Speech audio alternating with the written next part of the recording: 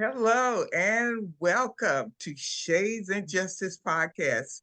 I'm your host, Dr. Evelyn Hill, and we are so excited that you decided to stop by on today. Remember, you can always catch me at www.drevelynhill.net. And hey, do we have a wonderful guest on today? The mayor of Atchison County, the one and the only Rochelle Young. Welcome, Mayor Young.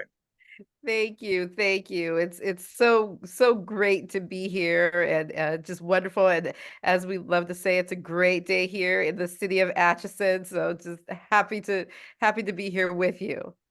Well, thank you. It is a beautiful sunny day right here in Wyandotte County, also. So it is my pleasure to have this opportunity just to chat with you and just see and hear about the fantastic things you are doing in the beautiful city of Atchison. So, just to get us started on today, Mayor Young, do you mind sharing a little bit about your background, where you were born, and uh, a little bit about your parents and history and siblings, any of that? You are welcome to start sharing. Wonderful. Well, thank you, Dr. Hill. And it is just always a pleasure to speak with you, to just be in your presence. You are just an awesome and phenomenal woman, a woman You. that I was so happy to meet when I was working for a Department for Children and Families. And just you're a wonderful woman of faith. You're just obviously so intelligent. I just love you as a mentor, and you're just such an inspiration to women everywhere. And I just thank you for that. So it's just my honor. Wow, and thank you. My goodness. Yes, yes, yes. Well, I was born in Cedar Rapids, Iowa. So my parents are the late Walter Murray and Joanne Murray, who is, I'm fortunate to still have my mother with me. My Mhm. mother is originally from Atchison, Kansas. My father was born in Des Moines, Iowa. And Oh. they spent the first 23 years of their marriage in Iowa. And I spent the first 9 years in Iowa. And then when I was, just short of my 10th birthday, we moved to my mother's hometown, Atchison, Kansas. And so that's where I did most of my rearing. Mhm. My mother's family are farmers. And my grandfather, Ellsworth Boldridge, was one of the first African Americans to own land in Atchison County. So I'm in the city of Atchison, the mayor of the city of Atchison, but for Atchison County, he was one of the first African Americans. And that really instilled in me that really there are no limits. And I am a woman of faith, and God does not put limits on us. And I was fortunate to be able to grow up in a city where that was embraced, and it was wonderful. My father was an entrepreneur, as well as my mother. They had a barbershop and a beauty salon for many, many years in Cedar Rapids, Iowa, and here in Atchison. And it was nice to see my dad really get involved in the city. He was part of the Chamber of Commerce. He ran for county commissioner. He did a lot of wonderful things in the business community. My maternal grandmother, my mother's mother, in the late 1950s, she and my oldest uncle on my mother's side of the family started the first NAACP branch here in Atchison, Kansas. And so I grew up, with strong leadership, and knowing that there is nothing, if I put my mind to it, if I worked hard, that I could not achieve. And it's just such a blessing. Growing up in Atchison, I was involved in NAACP Youth. My church, which was African Methodist Episcopal. I also was in 4-H because, of course, I grew up on a farm, and I love farming and all of that. So I had the bucket calf, I had the pig, but I also did the presentations, the photography, the baking, the horticulture, all of those things. And all of those things combined have really helped me focus on who I am. It also helped me understand that there are differences, obviously, but our differences together, united, make us stronger.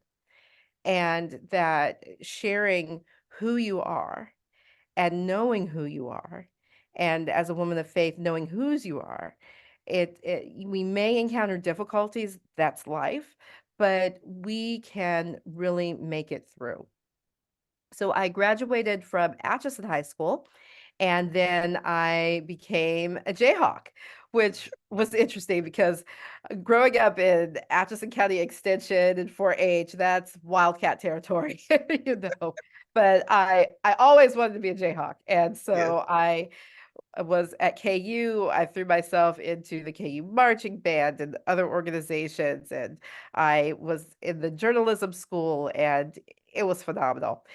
During that time, when I was a junior, my junior second semester year, I decided I wanted to do something a little bit different. And I decided, well, let me see if I can be an intern in Washington, D.C. And let me back up a bit. So when I was in high school, I was selected to be part of Sunflower Girl State. And again, that was something that the community really helped me with, and I was selected. And I think it was at that point that I really got bitten by the political bug, because we at Girl State, you learn about state government and you meet all of these wonderful young women who are just like you. And Mhm. it's fantastic. Now, unlike my daughter who became a Supreme Court justice at Sunflower Girl State last year, I ran for governor and lost. And I lost. And when I called my father and I just started crying because that's really the first thing that I ever lost at that point. But character building, but I loved it. And then Mhm. my senior year in high school, I was selected to be a part of the second class of National Youth Leadership Congress in Washington, D.C. And I thought, this is really fantastic. I really think that I could do something like this. Mhm. And it wasn't, though, really until I interned in the late Senator Bob Dole's office that I understood the politics, government. I understood governing with humility, Mhm. because Senator Dole governed with humility. And I think sometimes people would come to him, the media, and you get just a short clip.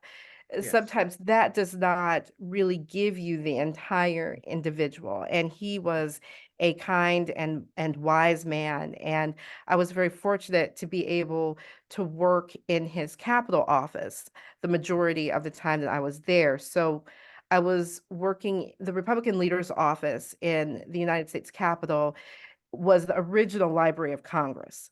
Mhm. So when we learn about history and the Library of Congress burned, that was literally the office that I was in. And it was neat in that the interns at that time had the best view in Washington. So if you can think Mm. of the Capitol and you see the mall in front of you and you see the Washington Monument, that was my view. And it was great, but it also made me homesick. So, I'm sitting there and we're interns. So it's like a cubicle, and there's three of us that are sharing the cubicle, and we would take turns being at the window because there was a desk at the window, and then there were two desks on either side of the Uh-huh. window. And so we Uh-huh. would take turns rotating. And I Uh-huh. remember one day I thought, La Rochelle, you have to be out of your mind. This is so beautiful. But yet I was so sad because I missed home. But Oh, yeah. Yeah. it was a phenomenal time. Senator Dole was magnificent. His staff was as well. We were able to see actually be at the State of the Union address, which at that time, Bill Clinton was president. So President Clinton, it Mhm. happened to be one of his longest speeches, and there was a congressman that I was standing on a cushion, and he said, "Okay, I'm leaving, but here you can have my seat." And so I actually was able to sit in the congressman's seat and Wow. listen. Oh my goodness. But it was a Well, time of great learning. yeah. So, Mayor La Rochelle Young, my goodness. I thought I knew a little bit about you, but no, I know nothing about you according to what you just shared. Number one, that you actually uh, spent time in Iowa where your parents met and were Mhm, married. And mhm, then that they both were entrepreneurs and ran a mhm, barbershop and a beauty shop in Atchison when they moved back to Atchison, your mom's mhm, hometown, mhm, when you were almost 10. And mhm. then to hear that your uncle started the NAACP in Atchison, Yeah, my and your grandmother and my uncle. yeah. Yeah. Oh my goodness. And then um, that meant that they were a vital part of a community. And then you have this Vogue look like you're straight out of a modeling school, Oh, and to thank you. learn that you were a farmer with pigs and Oh cows and yeah. won contests with baking. Oh my goodness. What a rich, rich background. I'm so Mhm, honored to be having this conversation with you. I mhm. had no idea that as an intern, you interned in Washington, D.C. I did. Wow. I Well, did. what a wonderful, I'm so glad that we had a chance to hear of Mhm, such incredible opportunities that you enjoyed at such a young age. So when you were mhm. an intern, how old were you then? I was 20, so I Okay. was always on the younger end, and Okay. it Okay. was nice, yeah. Okay. Yes. Yeah. So early on, you got that bug to do something in Mhm, your community to make a difference, and mhm, it just runs in your blood, mhm, because of grandma and your uncle and your mother and mhm, father. It just runs rampant in your blood, so you mhm, literally can't help yourself. You are just there for such a time as this, and I appreciate it so much.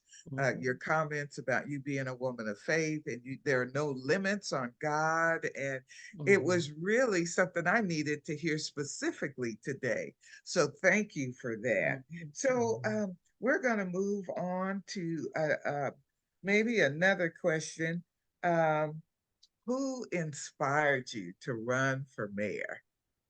It had to be the community because I left Kansas and worked in Washington D.C. for now former Ambassador Sam Brownback, and I worked in his Senate office for, oh gosh, 12 or a little over 12 years as a senior policy advisor. And I got to do a lot of wonderful things in Washington. I was able to be a part of uh, creating the framework for the National Museum of African American History and Culture, which is the newest Smithsonian museum on the Mall. I did work in prison reform, all of these things. Mhm, All of these things that I did while I was in Washington could not have happened without the community support and everything that I did, as I shared with you growing up. And when I returned to Kansas in 2014, and I had worked for DCF and I did all of these things, I thought, it's time that I give back to a community that has given so much to me, mhm, and a community that has supported me, that has supported my family, that my family has helped to create more opportunities, to have a more richer tapestry.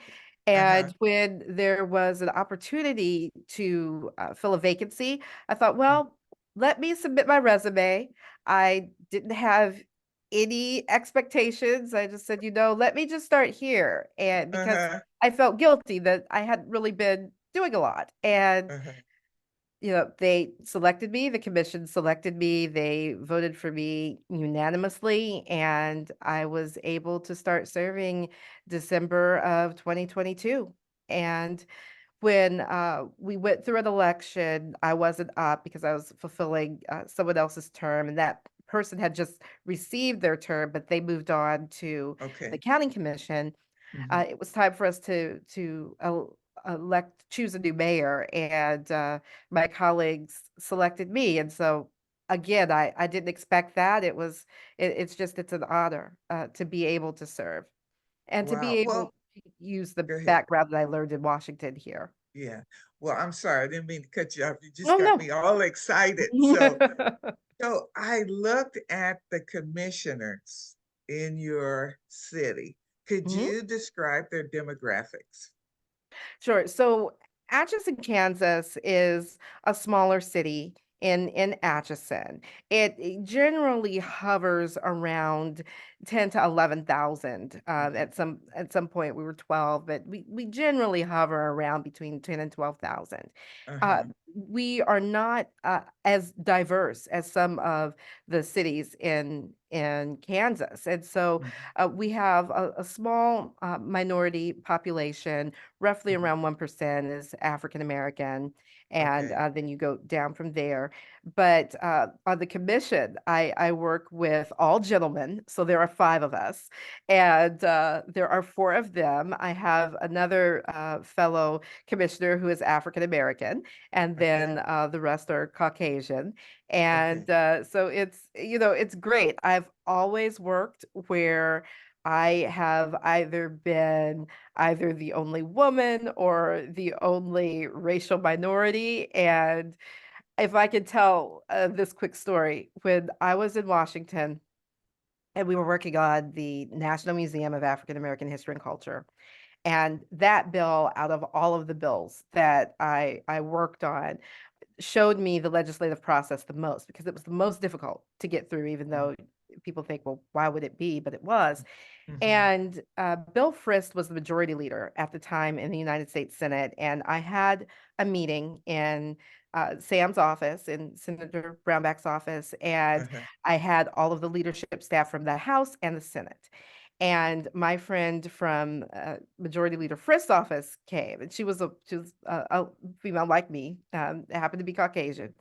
And she Uh-huh. stepped in the room, then she stepped back and she looked at me. She said, "La Rochelle, why are there so many men in this room?" Because we were the only two. Now, I had the thought never even crossed my mind because to me it's like you have a goal and then you go for that goal, Yes. And so Yes. I Yes. stepped back and I looked at the room. I'm like, oh well, she's right. Oh well, we move along. Oh my, thank you for sharing that story. And I just appreciate your courage and your ability to move forward. You have um, just shared some wonderful experiences and stories that are phenomenal. And you have been very, very positive all the way. But do you mind just sharing maybe one or two challenges? You mentioned um, working with that legislative process to get that one bill Mhm, done. That was difficult, mhm, but maybe there's something else where you can give a little more detail on how challenging maybe a particular project was, mhm, or relationship that mhm. might have been challenging along the way. Sure. And the museum bill, I think, is a great example of that. There was a bill called the Second Chance Act of 2007 that was a prison reform bill that I worked on as well. And so I'll share a little bit with you on that.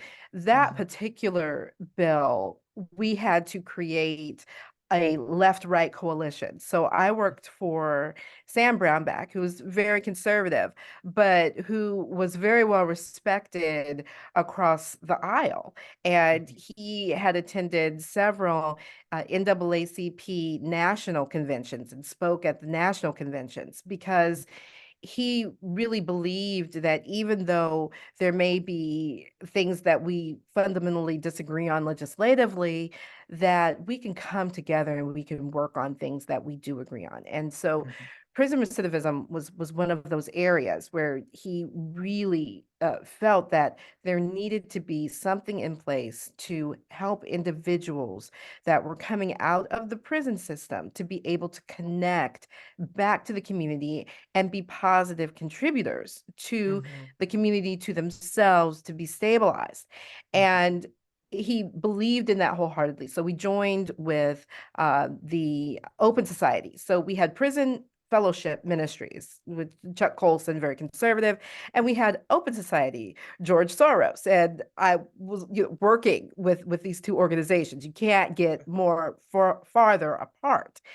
And yeah, we had a difficult time with, sometimes it was the Democrats, sometimes it was the Republicans. And I can remember I frustrated so much my Republican colleagues sometimes until they were just like, just irate because I'm like, no, we really need to do this. And they're like, are you kidding me? So, the philosophical divide, I yeah, wasn't sure we were going to be able to cross it. And so I would say, you know what? Let's table this and I will call you tomorrow so that we can right, that's reapproach, good. So it's just, you have to have tenacity, you have to have the Yes, willingness to yes, see the other person's side. You may not agree with it, but uh-huh, to understand where they're coming from and just to continue to communicate. yes. Well, thank you for sharing that. I think it's important for our listeners to know, as positive as you are, I love two things. Number one, that you were kind and you encouraged others around you to be kind because of your behavior. And then number two, in spite of the fact of the distinct differences, you were still able to move forward, and you knew when to say, "Okay, let's take a break. We'll just rest over this tonight, and then we'll get back with it in the morning." I think there's a lot of wisdom there.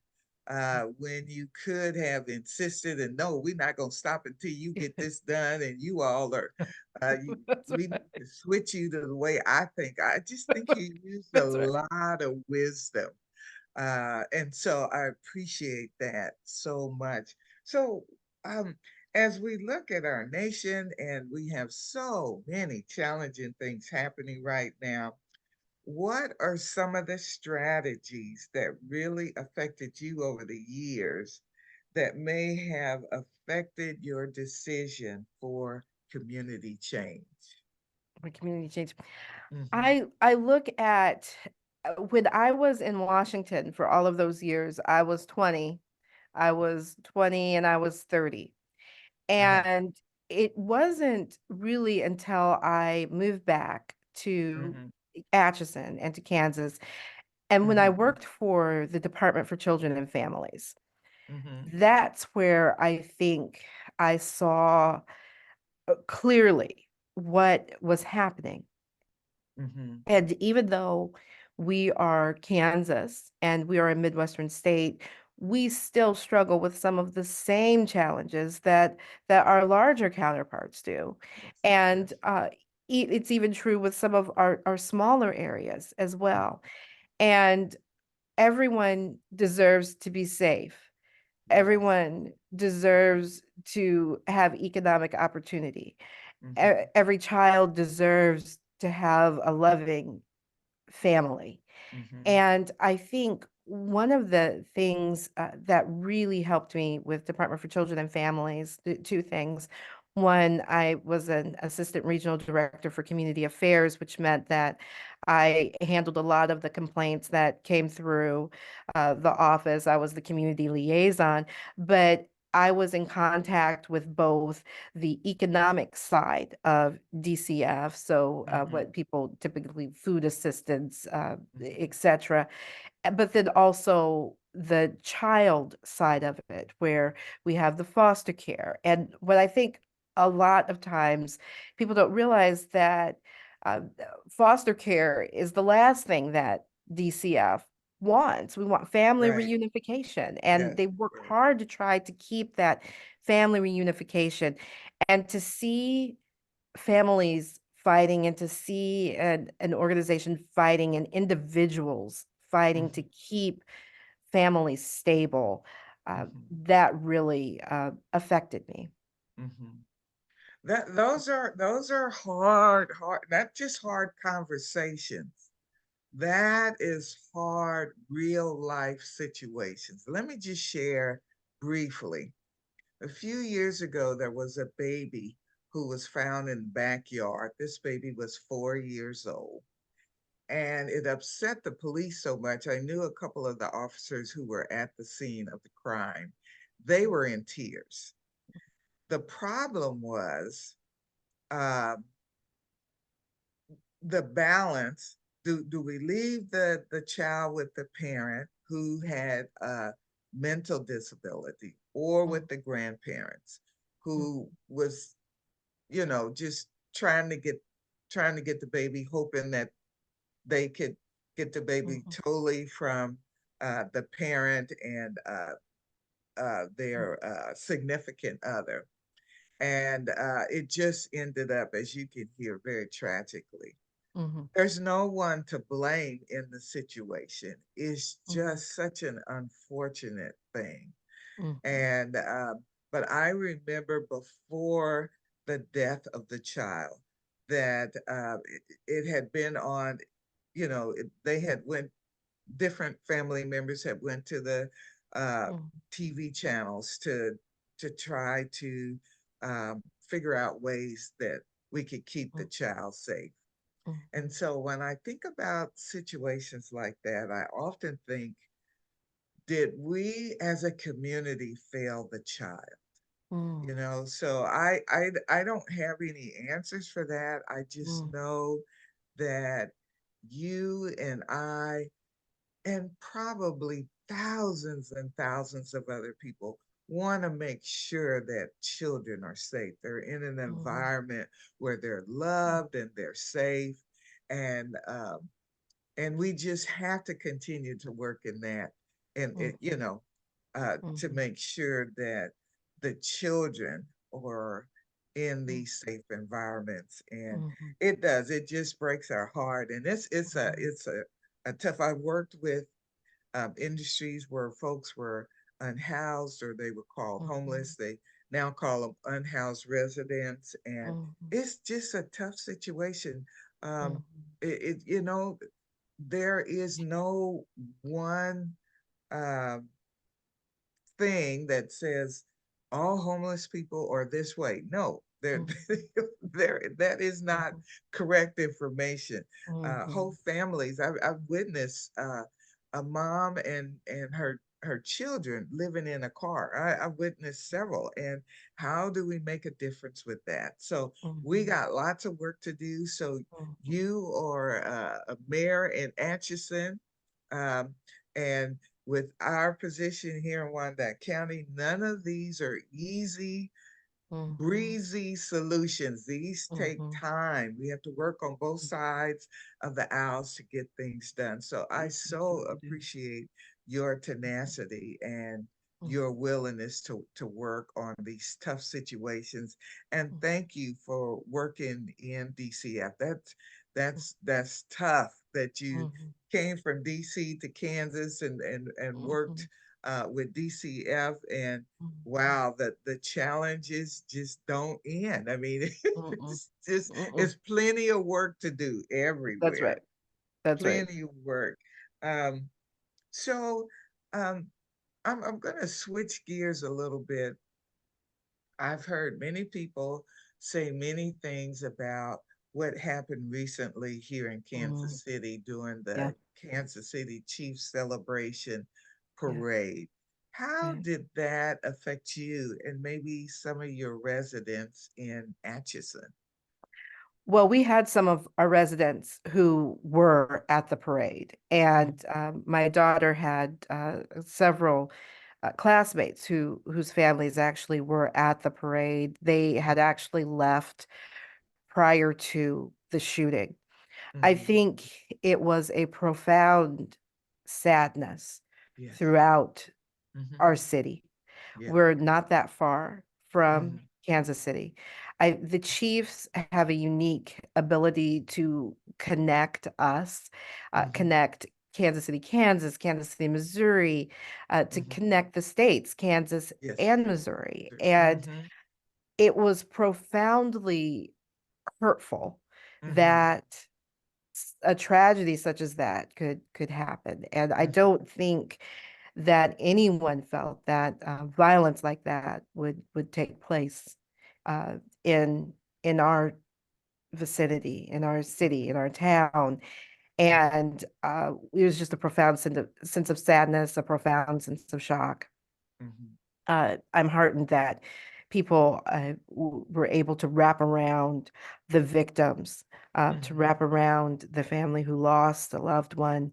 I was heartened to see that the hospitals, specifically the Children's Mercy Hospital, had been proactive and had folks down there. I think the city, the individual citizens, and I think this is the key in that it could have been so much worse, but Right. that individual citizens put their lives second to try Yes. and stop these Mhm. shooters. And Mhm. Mhm. I think we live in a culture now where we need to understand that we need to care about our Mhm. fellow Mhm. person, our fellow human being. It's that Mhm.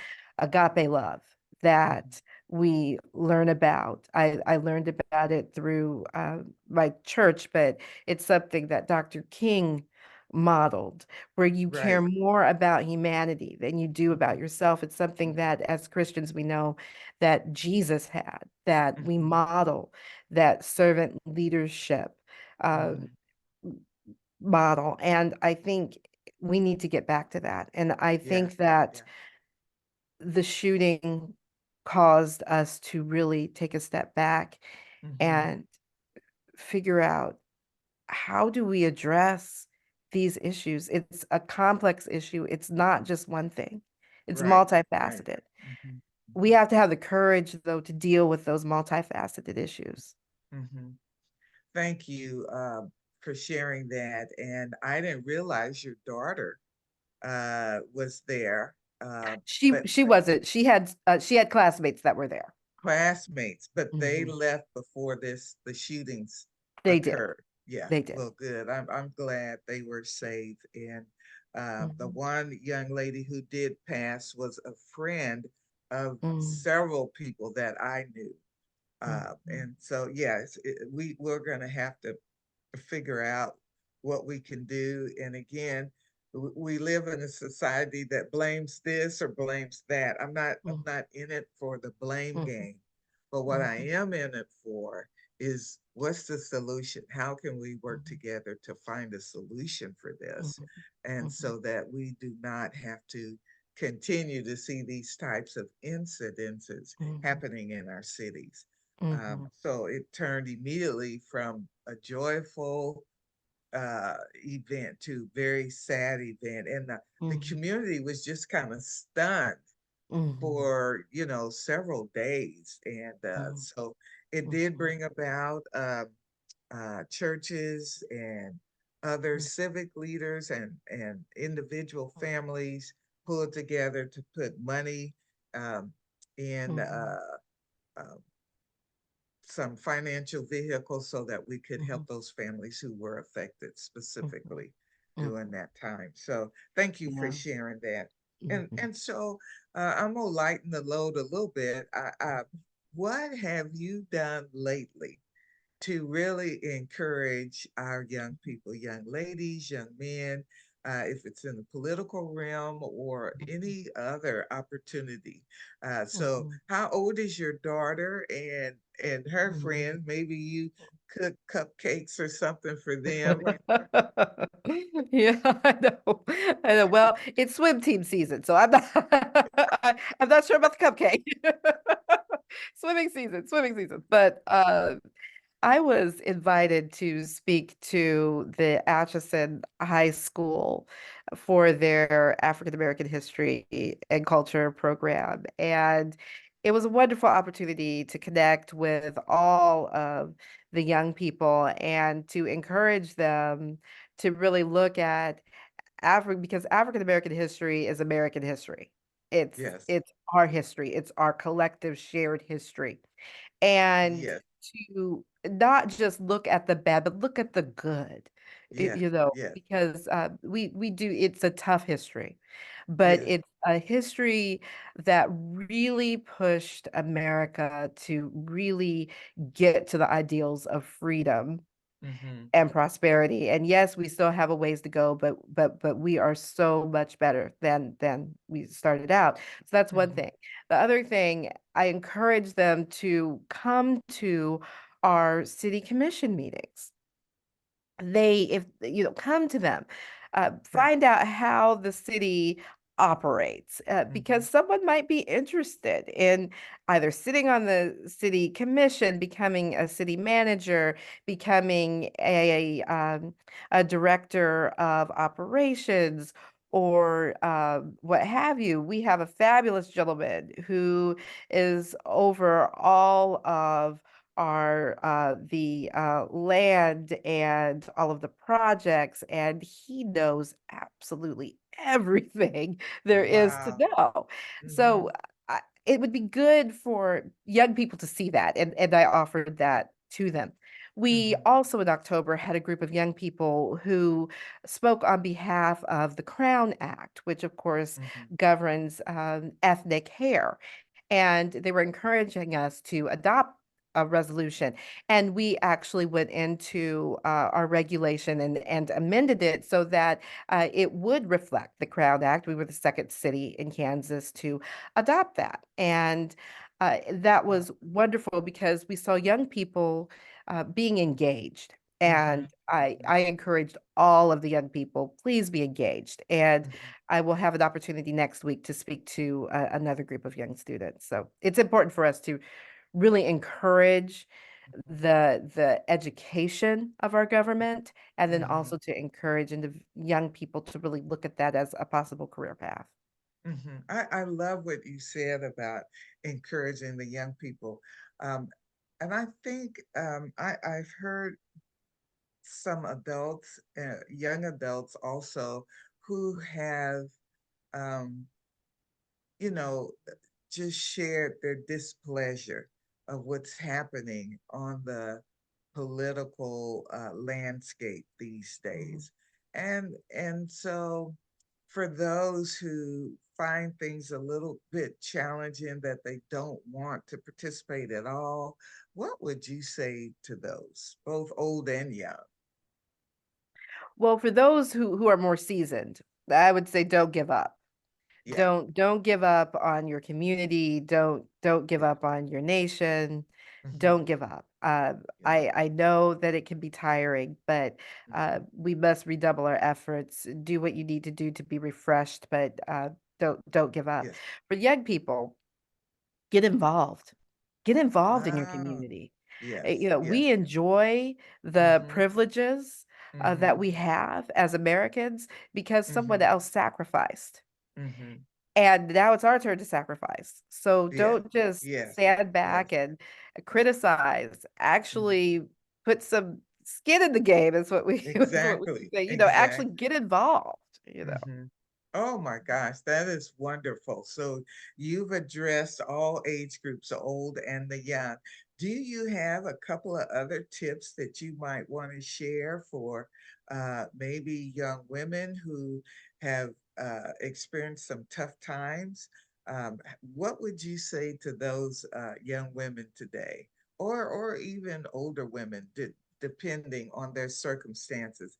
Those Mhm, who are discouraged, those who are depressed, who seems like life mhm. is never going to be easy. What would you say to those? women today. Sure. And I thought about because you asked me about five things, and so Yes, I yes, thought and I prayed about it, and so these are the things that through prayer I came up with. And again, I'm a woman of faith, and yes, it's just that's where I go. yes, So one thing is we need to learn to take care of ourselves. We need to take care of our yes, needs. yes, We need to yes, take care of our spiritual needs, our physical needs, and our emotional needs. yes, Because if we don't take care of ourselves, we will not be able to do anything for anyone else. And as women, sometimes we think we need to take a back seat to yes. that, but Mm-hmm, we really need to take time to take care of our emotional health, mm-hmm, to take care time for spiritual and then also mm-hmm, physical. And for me in the mornings, and I try very hard to get up at 5, and I'm at the YMCA and I walk a lot. And mm-hmm, during my walk time, that's my spiritual time. That's my time to connect. I have gospel music that I listen to, and I'm able to mm-hmm, really reconnect. So those are mm-hmm. those are things that are important. Second, take stock of your home. Take Ah, stock of your home. We know that the home is the first ministry, right? yes. So we need to minister, whether that's just to ourselves or whether we are in a marriage or whether we are single parenting. Mm-hmm, We need to take stock of our home and make sure that the individuals in our home mm-hmm, are taken care of, and that our home is a place of peace mm-hmm, and rest and rejuvenation. mm-hmm, And that's the first ministry is the home. So first thing, mm-hmm. take care of ourselves. Secondly, Right. take stock of our home. Third, Mm-hmm, uh, take stock of our communities and mm-hmm, identify gaps. mm-hmm. And that's one thing. When I worked for DCF, there was an organization that came to Kansas, and what came out of that particular symposium was an effort to reduce the number of young people who were identified as homeless and really Yes, create a yes, program that with wraparound services. And of course, I'm yes. talking about Avenue of Life Of course, and yes, Impact. It started out Impact Wednesday, but it's Impact KC now. yes. And that was a program that actually works and continues to Right. work because of Absolutely. the Yes, framework. So we need to take stock and look around and see where are there gaps. yes, And yes. then once you do that, take inventory of where you can expand your energies. We can't Ooh, be everything everywhere. Yeah, to yeah, everywhere and to everybody, even yes, though those of us who are busy, people tend to come to us and say, "Can you do just this one more thing?" yes. But we have to choose wisely. If I am going to spend X amount of time away from my home, Mm-hmm, perhaps away from my children, perhaps away from my significant other, mm-hmm, where could I best put my energy?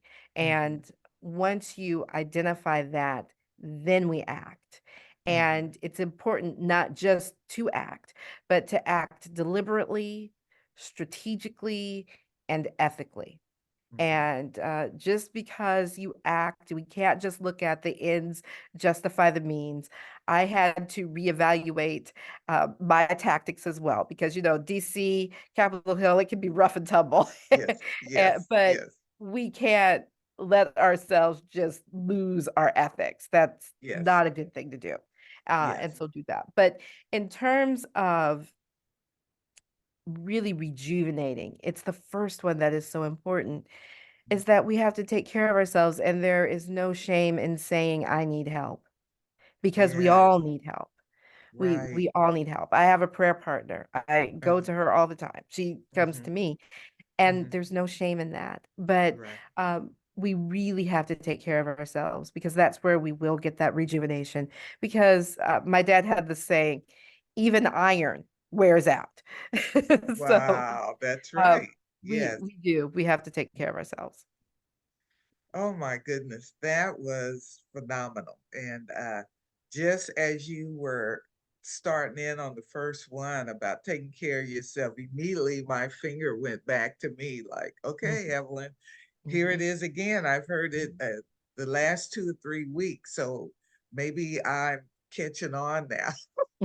But that's something I really do need to do.